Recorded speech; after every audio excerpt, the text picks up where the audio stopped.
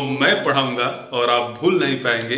Hi, I my self R K Dubey and you are watching my channel R K इलाहाबादी।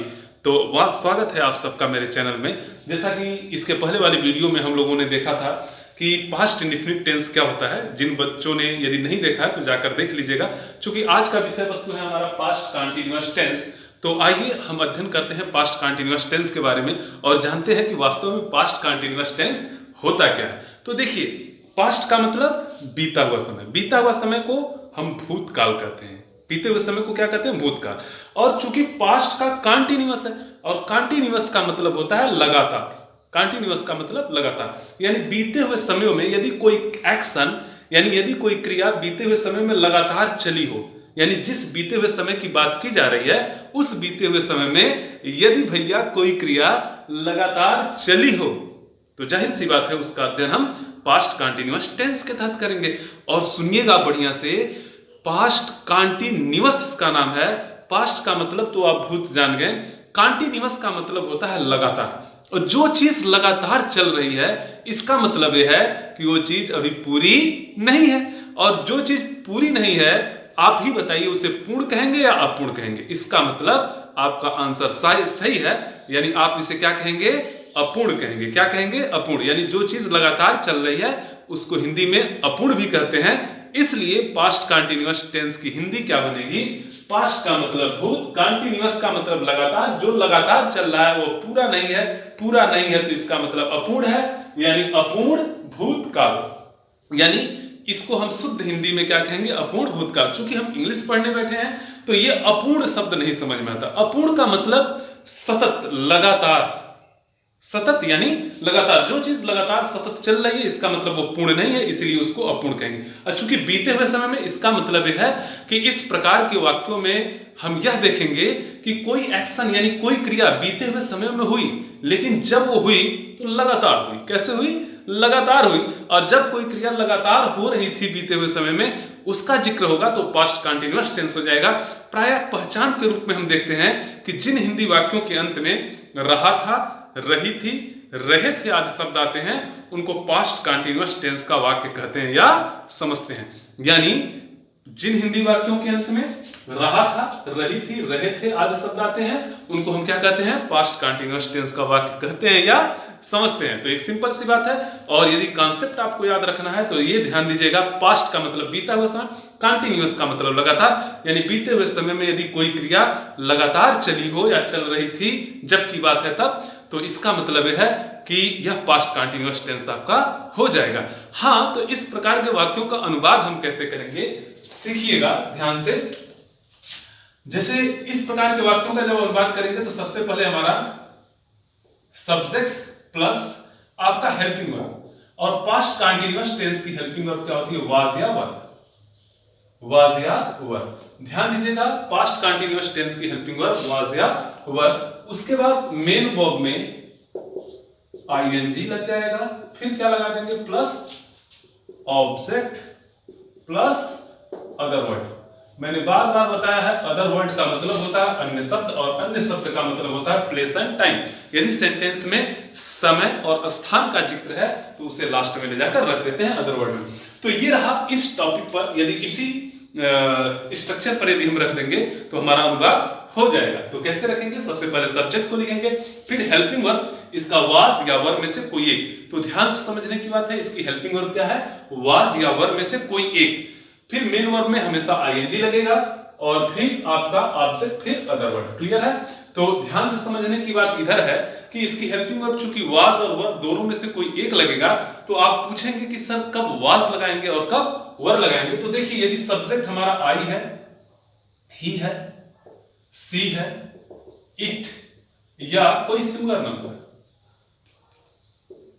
यानी यदि subject कोई आई, ही, सी, it तथा similar number है तो उसके लिए हम किसका प्रयोग करेंगे? वाज का। और यदि सब्जेक्ट की जगह पर वी है, यू है, दे है या कोई प्लूरल नंबर है तो उसके लिए हेल्पिंग और वर का प्रयोग करेंगे। यानी हमने देखा कि यदि सब्जेक्ट की जगह पर वी है, यू है, दे या प्लस नंबर है तो वर का प्रयोग कर दीजिएगा। और यदि सब्जेक्ट की जगह पर आई है, ही है, सी है, इट है या कोई सिंगुलर नंबर है तो वाज का प्रयोग कर दीजिए। इतनी बात तो समझ में आ गई होगी। अब चलिए करके देख लेते हैं। जैसे मैंने कह दिया कि रीता गाना गा रही थी, रीता गाना गा रही थी, यानी अब कॉन्सेप्ट को समझिए। रीता गाना गा रही थी, इसका मतलब ये है कि बीते हुए समय में रीता गाना गा रही थी, तो जब गा रही थी तो लगातार गा रही थी ना। मैंने कह दिया कि रवि स्कूल जा रहा था, यानी जब जा रहा था तो लगातार जा रहा था। अब लगातार जाने का मतलब ये नहीं है कि एकदम जा ही रहा था, यानी डे बाय डे लगातार जा रहा था। मैंने कह दिया कि मोहन क्रिकेट खेल रहा था, यानी जब खेल रहा था तो कुछ समय तक तो क्रिया लगातार चल रही थी ना, यानी बीते हुए समय में कुछ समय तक क्रिया लगातार चल रही थी। राधा गाना गा रही थी, यानी जब गा रही थी तो लगातार बीते हुए समय में गा रही थी। तो इसका मतलब है बीते हुए समय में क्रिया का कुछ देर तक लगातार चलना। तो ये हो जाएगा पास्ट कंटिन्यूअस। तो आइए देखिए, रीता गाना गा रही थी, सब्जेक्ट क्रिया पर कौन आ गया? रीता। अब ध्यान से समझिएगा, वाज या वर में से कोई एक लगेगा तो सिंपल सी बात है, आई ही सी इट था सिंगुलर नंबर। रीता क्या है? एक वचन करता है, ये सिंगुलर नंबर है तो लग जाएगा वास। रीता वास। मेन वर्ब में क्या लगाएंगे? आईएनजी लगाएंगे तो क्या हो जाएगा? सिंग में आईएनजी लगा देंगे तो सिंगिंग, यानी रीता वाज सिंगिंग। और क्या चीज? A song. Rita was singing a song. अच्छा, मान लीजिए रीता गाना नहीं गा रही थी तो कुछ नहीं करना है, हेल्पिंग वर्ब और मेन वर्ब के बीच में नॉट का प्रयोग कर देना है, यानी मेन वर्ब के पहले नॉट का प्रयोग कर देना है।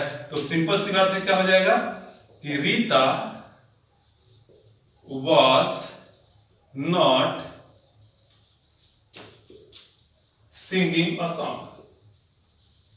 अच्छा, मान लीजिए आ गया, क्या रीता गाना गा रही थी? तो कुछ नहीं करना है, हेल्पिंग वर्ब को सबसे, यानी इंट्रोगेटिव सेंटेंस में हेल्पिंग वर्ब को पहले ला देते हैं।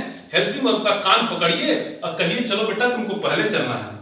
तो देखिए ये वाज आ गया, और उसके बाद जब ये पहले आ गया तो क्रम से सबको पीछे कर दीजिए। सिंपल सी बात है।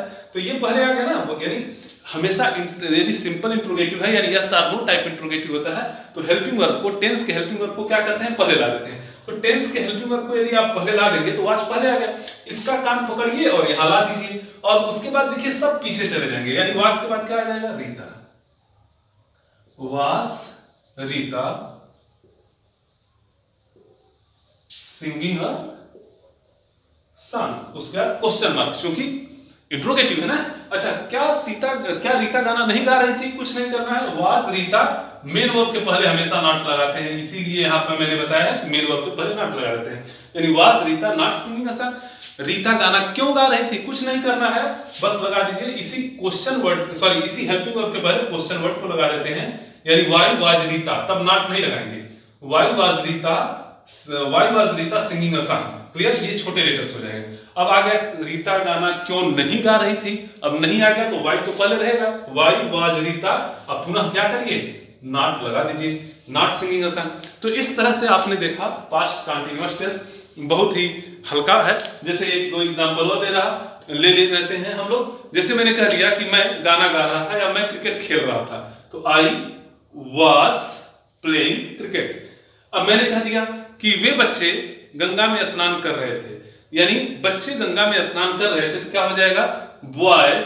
अब देखिए बॉयज क्या है? प्लर नंबर है, और जब बहुवचन है तो वर लग जाएगा, boys were bathing in the Ganga. Clear है? जैसे मैंने कह दिया कि मीरा पत्र लिख रही थी, तो मीरा वाज, चूंकि सिंगुलर नंबर है, वाज राइटिंग अ लेटर। अब मीरा पत्र नहीं लिख रही थी तो Meera was not writing a letter.